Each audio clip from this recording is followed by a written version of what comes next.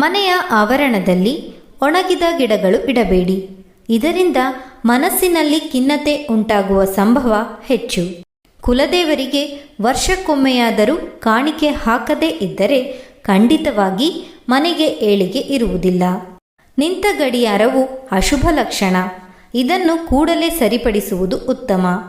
ಯಾವುದೇ ಹೊಸ ಬಟ್ಟೆ ಅಥವಾ ಒಡವೆಗಳನ್ನು ತಂದರೆ ಮೊದಲು ದೇವರ ಸನ್ನಿಧಾನದಲ್ಲಿಟ್ಟು ನಂತರ ತೆಗೆದುಕೊಳ್ಳಬೇಕು.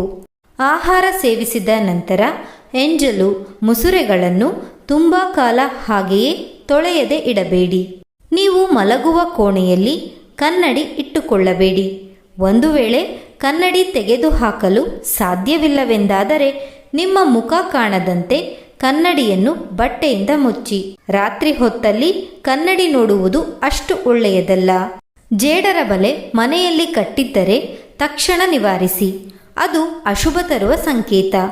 ಮನೆಯನ್ನು ಎಷ್ಟು ಶುಚಿಯಾಗಿ ಇಟ್ಟುಕೊಳ್ಳುತ್ತೇವೆಯೋ ಅಷ್ಟು ದೈವಿಕ ಕಳೆ ವೃದ್ಧಿಸುವುದು. ಮುತ್ತೈದೆಯರು ಕುಂಕುಮ ಧರಿಸುವಾಗ ಮುಖಕ್ಕೆ ಉಗುರು ತಗುಲಬಾರದು. ಸಿರಿವಂತರಾಗಲು ಮಧ್ಯದ ಬೆರಳಿನಿಂದ ಕುಂಕುಮ ಹಚ್ಚಬೇಕು. ಅಮಾವಾಸ್ಯೆಯಂದು ಬಟ್ಟೆ ಮತ್ತು ಪಾದರಕ್ಷೆಗಳನ್ನು ಖರೀದಿಸಬೇಡಿ.